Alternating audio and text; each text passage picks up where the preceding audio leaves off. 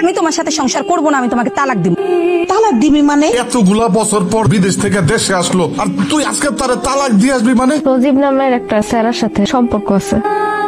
আমার সিদ্ধান্ত ফাইনাল। তুমি যে তালাক কেন দিচ্ছ সেটা আমি ভালো করে জানি। সজীবের জন্য আমাকে তালাক দিচ্ছ, তাই না? হ্যাঁ, সজীবকে আমি অনেক ভালোবাসি। বিয়ের আগ থেকে সজীবকে আমি পছন্দ করতাম। আমার বাবা অনেক জোর করে তোমার কাছে বিয়ে দিচ্ছে। তারপর আমি ভাবছি ঠিক আছে, যেহেতু আমার অপছন্দের মানুষের কাছে আমাকে বিয়ে দিচ্ছে, আমি সংসারটা তোমার সাথে করব। কিন্তু তুমি কি করলা? 1 মাসের মাথায় আমার রাইখা বিদেশ চলে গেছে। কতটুকু সময় তুমি আমাকে দিছো বলো তো? তোমাকে যখনই ফোন দিতাম তুমি ব্যস্ত। ওই সময় আমি কি করছি? আমি কাজ করতেছিলাম, ওই প্রবাসে মাথার ঘাম পায়ে ফেলতেছিলাম, রক্ত পানি করে টাকা কামাই করতেছিলাম। কার জন্য? তোমার জন্য, আমার মায়ের জন্য, আমার বোনের জন্য। তোমরা যাতে সুখে থাকো এই জন্য করতেছিলাম।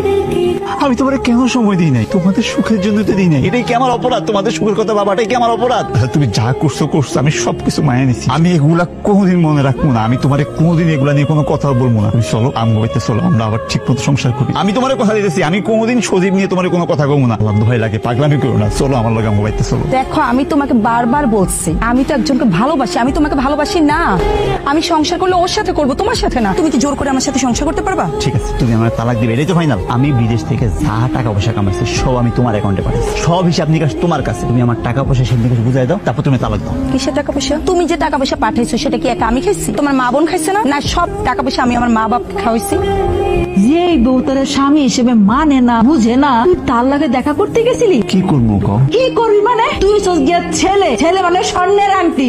স্বর্ণের আংটি বাঁকা হইলো স্বর্ণই থাকে। দরকার হলে তোরা ভালো গড় দেখা, সুন্দরী মেয়ে দেখা তোর আবার বিয়া করাবো। জামাই বাবাজি এই জায়গায় বয়ে রয়েছো, আয়ো বাড়িতে আয়ো। না বা আপনার মাইয়ার ওই ভয়ঙ্কর চেহারা দেখতে পারবো না। তোমার যে কি কম, এই আমার ঘরে এরকম একটা কুলাঙ্গার জন্ম নিচ্ছে আমি আমি আমি নিজেও ভাবতে পারি না বাবা। আপনার লগে তোমার প্রায় সময় ফোনে কথা হইতো, আর আপনার মাইয়া তো ম্যাক্সিমাম টাইম আপনার বাড়িতে থাকতো। আপনি কোনোভাবে টের পান নাই যে এই ঘটনা ঘটতেছে। শান্তার মা, শান্তার মা, এই কই তুমি পারো? তো সিলে সিলে ডাক্তার সুগেন। তোমার মাইয়া কি করছে জানো? তোমার মাইয়া যেই কাম করছে, কদিন পর আমি গ্রামের কোনো জায়গায় যাইতে পারবো না, কোনো রাস্তায় যেতে পারবো না। মানছে আমার পুতু মারবো মুখের মধ্যে। কি কও? কি করছে মাইয়া? আমার আর তোমার যা বুঝাইছে এতদিন সম্পূর্ণ ভুল বুঝাইছে। ও সবসময় কইতো না ওর শাশুড়ি আর ওর ননদ ওর জ্বালায়, সম্পূর্ণ মিথ্যা কথা। ওই যে একটা ছেলেরা পরিচয় করে দিল না সজীব, এটা হেগোবাড়ির আত্মীয় আর আমাগো বাড়ির আত্মীয় বলে চালাইছে। ওই জায়গায় ওই ছেলেটার সাথে তাদের অবৈধ সম্পর্ক আছে। শান্তা, ও শান্তা, তোর লেগে তো আমার মান সম্মান সব নষ্ট হয়ে গেল। এই গ্রামের কোন জায়গায় আমি আজকে বাড়িতে পারবো না। মানুষ আমার দেখলে মুখে তুতু দিব। তুই যা করছস এটা বলার মতো না। আমি তো তোমাকে আগেই বলছি যে সজীবরে আমি পছন্দ করি, তারপরে তোমরা আমার কথা শুনোনি। তোমরা কি করছো? জোর করে ওর সাথে আমার বিয়া দিয়া দিছো। ও কি করছে? 1 মাসের মাথায় চলে গেছে বিদেশ। তারপরে সজীবের সাথে আমি কথা বলতে বলতে আমি ওর সত্যি ভালোবেসে ফেলছি। আর সজীব যদি আমার সময় না দিত তাহলে দিনগুলো যে আমার কিভাবে যাইতো সেটা তোমরা বুঝবে না।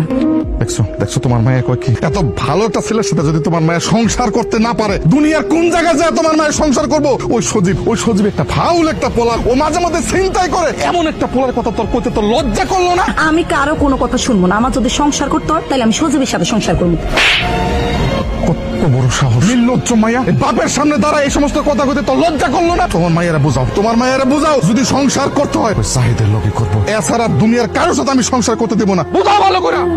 আর ওটা ঘরের বউ আছে, ঘরে থাকবে। এই তোর এত বড় সাহস, তুই আমার লগে অভিনয় করছস? তোর লেগা বলতে কি আমি আমার সহজ সরল জামিটার পালাইয়া দিয়েছি? আজকে আমি তোর মনে ফেলবো, তুই টাকা পয়সা লেগে আমার সাথে অভিনয় করছস।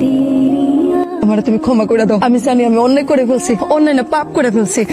তুমি আমার ক্ষমা করে দাও। বিশেষ করো আমি আর কোনোদিন ওর কথা মুখে আনবো না। তুমি আমার ক্ষমা করে দাও। তুই যে কাজ করছস এই কাজের কোনো তুমি ক্ষমা হয় না। তোর এই অপকর্মের জন্য দুইটা পরিবারের মান সম্মান সব মাটির সাথে মিশে গেছে। রাস্তাঘাটে কেউ বাড়িতে পারে না। তোর কোনো ক্ষমা নেই। তোর বাপ একদম ঠিক কইছে। আরে তোর বাপ তোরে বুঝাইছে, আমি তোরে বুঝাইছি, কিন্তু না, তোর একটাই কথা ছিল আমি জাহিদের সাথে সংসার করব না, আমি তার সাথে তালাক নিব। হয়েছে না? খুব ভালো হয়েছে। আসলে এই তালাকটাই তোর উপযুক্ত, কিন্তু এখন আর আমি তালাক চাই না।